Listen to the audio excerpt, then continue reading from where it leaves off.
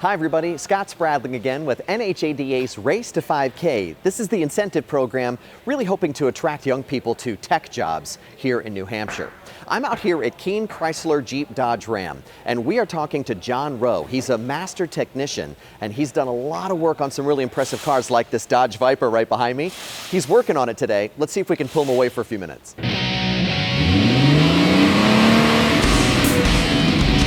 All right, John, let's start with the basics. Introduce us. Tell us who you are, where you're from, and most importantly, how you got into this business. Okay, Scott, my name is John Roe. I grew up in Peterborough. I always tinkered with cars, and it was in the family and so forth, and I didn't think I'd ever end up doing this for a living, but I always figured I always could do it for a living. And just one thing led to another, and it was one of my first jobs out of high school was working in like in a warehouse, actually at Brookstone.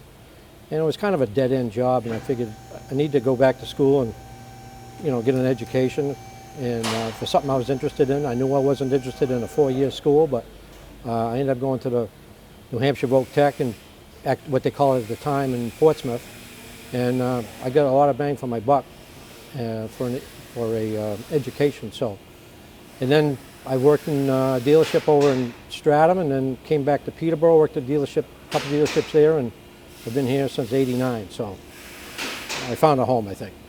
Yes, you definitely did. Yeah. And let's face it, becoming a master technician does not happen overnight. Can you shed some light on what that pathway looks like for anyone looking to try to achieve this level?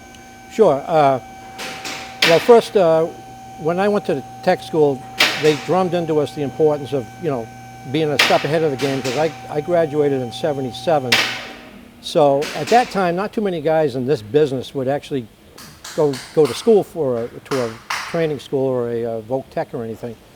And the instructors we had said, look, you guys got to get certified. And that's when ASE certification came out around 72-ish, I think. And it actually separated guys quite a bit from somebody just working in a garage or having some credentials, I guess. And so he had all the graduating class take these classes, so we did, and so it put me like a step ahead of the game then.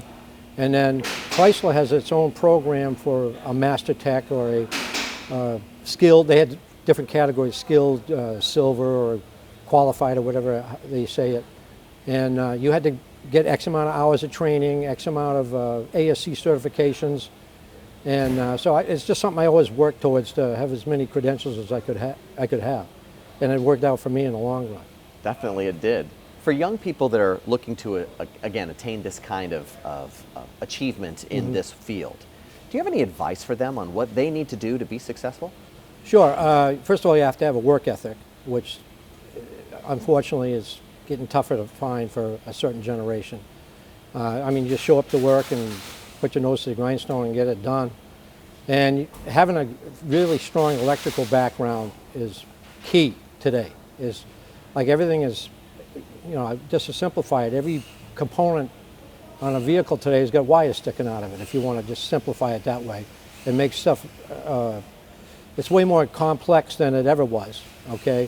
And the complexity of cars is probably changes what it used to be like every 10 years, like every 18 months. The features that people demand today in cars. And you have to understand that. You have to understand how electricity works, and plus having some common sense as well. But I can't stress enough is having a strong electronics or electrical background, or concentrating on that aspect of it. That's good advice. Looking back on your own path, is there anything that you would have done differently? And if so, what would that be? That's a good question. I always wanted to stay with Chrysler because, and I learned early that I wanted to, like different car manufacturers today, it's like speaking different languages in a certain, a lot of Asian cars are a certain way of doing things. Ford's their own way of doing everything. They've always been that way. And like all the different manufacturers, there's concepts that are the same. But I think if I would have probably gone with a Chrysler dealer actually a little bit earlier, because I worked for a GM dealer for a few years before I went to Chrysler. But you just get to know the product really well, and it really helps you out in the long run. You sort of touched on it a few minutes ago, but listen, you've been in this business long enough that you've seen a lot of the changes, technological and otherwise. Oh, absolutely. How has the industry changed from maybe 20, 25 years ago? Well, one of the things is the consumers, like, it doesn't matter if you're working in a garage or a restaurant or any other kind of business, is consumer satisfaction is like number one. You know, basically, a lot of ways you got to walk on eggshells with people, and you got to make sure they're satisfied, because the manufacturer really holds you to, you know, consumer satisfaction, fix first visit. There's all these indicators that they judge us on, okay? And it really affects dealerships as far as, you know, what they pay for cars, you know, and for the factory, and there's a lot of financial incentives for Chrysler, for all dealerships, not just Chrysler, but all the manufacturers to take care of the customer. So, and like I said, people are more demanding on a lot of things. Like what you wouldn't even imagine a few years ago, like somebody coming in saying, well, I can't pay my phone with my car, if you think about that. And it's like, people used to worry about gas mileage or poor running, and that almost doesn't exist today. You know, my satellite radio drops out, or like I can't pair my phone, or that kind of thing. You know, and so you really have to. It's it's a whole new skill set in a lot of ways that you have to do, as well as, you know, the basics and the routine mechanical things you have to fix. So you're at the top of your game, but is there ever a time where you stop learning? Do you still have to continue the skill building and the learning exercises to be effective in this job? Oh, absolutely, absolutely. Even now, I mean, I've been in this business a long time, and even now, I think I do at least probably 40 hours a year of training. You have to stay on top of stuff, because they, you know, for example, they'll come out with new models, or a new model, or a new way of doing things, or a new power plant or something like that, and you have to be trained in it. You know, you can't. First of all, stuff is expensive. You can't randomly just change parts. A lot of times, if the factory has tightened up a lot of things, like if something fails early, they want to know about it. They want to know exactly why. A lot of times you have to call for authorization for, you know, to replace certain parts, or they'll say, oh, that's not the issue. We want you to do this, you know, and it's almost impossible to think you're going to know all this on your own, you know. You really have to have support, and Chrysler is good with factory support, you know. Speaking of support generally, did you have a mentor coming through the early parts of your career, or someone that maybe helped you show the ropes and connect the dots? Absolutely.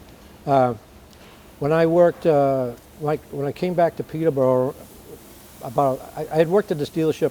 Actually, it was a foreign car dealership, and I can't say enough for the owner at the time. He gave me a chance to get my foot in the door in a dealership, and I literally knocked on the door in every dealership in Exeter area, because I was going to school in Portsmouth just to get a job. And he gave me a job. It was called Gill's Foreign Cars. He was a Peugeot dealer, and he was a good guy. And then, so in some ways, he was a mentor, and he had a service manager that was a German guy that had a whole different approach of doing stuff. But I kind of picked up from him, and it's like, you just got to get stuff done. You got to get after it.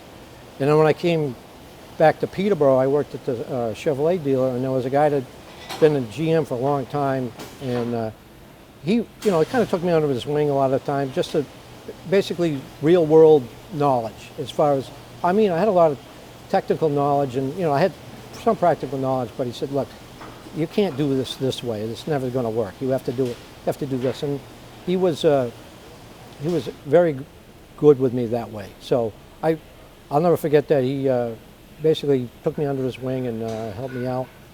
And I try to do the same thing here with a lot of younger guys, you know, just say, look, don't waste your time doing that. This is what your issue is, that kind of thing. You know? That's great. I was going to ask you whether the pay it forward vibe comes through with your kind of workplace, and you find yourself being a mentor yourself? Yeah, absolutely. And a lot of these guys realize that, like, I'm doing this a long time, and look, I said, the reason I know this doesn't work because I've done it the hard way, because there was a long gaps where I didn't have anybody. I had to kind of figure it out, or, you know, I ended up being the guy that there was nobody there longer than me. So, you know, I had to figure it out and kind of blaze the trail. And so I try to, like you said, pass it forward and whatnot. So let's talk about your day for just a second. What does a What's a normal day look like for you? What's the favorite part of your day? Take us through. Well, one of the things I really still enjoy doing about this is things are different day to day. So sometimes you know like a certain thing is coming in, but sometimes you're trying to figure out, like somebody coming in, it could be a check engine light and you got to figure out what that is, or you have some crazy wiring problem you got to deal with. And so I deal with that, and being the foreman, anybody that has an issue or having a problem getting something apart, I try to keep an eye on them and see what they're up to, and help them out as needed, or make sure stuff's going smoothly, or making sure the right parts are ordered for something, that kind of thing. Like that big truck over there is a big project. We knew that was coming in, and sometimes you just kind of have to juggle. Well, usually in this job, there's a lot of juggling. There's 4 or 5 things started at once, because with the pandemic, parts availability has been really tough. I bet. I bet. We had a truck that was a town truck that broke down, and it needed a pretty major component, and there were just none available. And the factory that was making it at the time was shut down, and it was a fairly new. So this thing sat here for a long time. But things, you'll take stuff apart, and you just don't want to sit there and look at it. You keep moving on. So I do a lot of that. A lot of times you just basically, I could take whatever they throw at me, And here we have to wear a lot of hats, and we have a lot of guys that have been here a long time, are pretty skilled. And so it's not like, oh, I'm the tranny guy or I'm the body guy. Like everybody, people have strengths and weaknesses, of course, but everybody pretty much does everything. When you got this Dodge Viper behind you, it's kind of the exotic car for this manufacturer. Is this a favorite to work on? Do you have a favorite? No, not really. I like this because it's actually, if I was going to say a favorite, we've had some really interesting cars come in here. Some, like, my attitude has always been, if Chrysler made it or sold it, I'll fix it, right? So if somebody came in here with a 82K car, I wouldn't care. I would actually find that interesting. Or some mid-60s cars have come in here, and this is, I wouldn't say my favorite, but it breaks up the monotony. You just don't want to put, a lot of new cars. You do a lot of mundane or routine things, and this makes it interesting, this kind of thing. Perfect.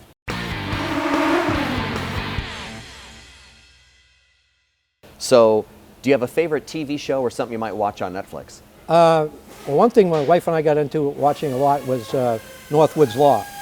Yeah, just because of the connection to the state. We started watching it when it was in the state of Maine, and then so we got a kick out of it, especially when we're watching it and see some reference to this area, down at the barracks down here. And right. So we got a kick out of it.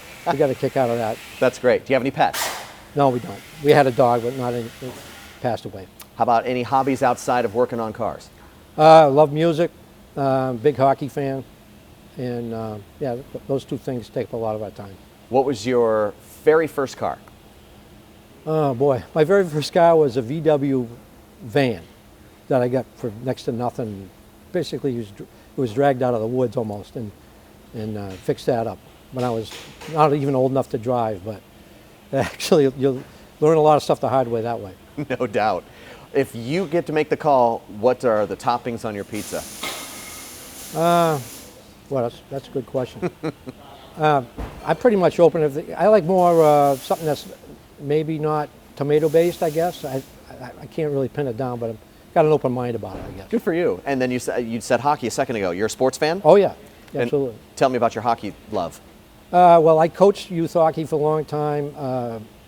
I've always been a huge Bruins fan since, 1970 something, right? And so, when Bobby Orr started, and I've always been a fan, and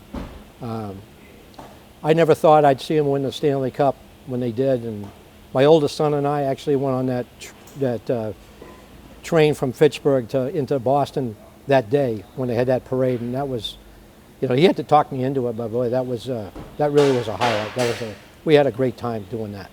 John It was Roe. a hell of a vibe. That's awesome. Thank you, my friend. Really right. appreciate it. Okay.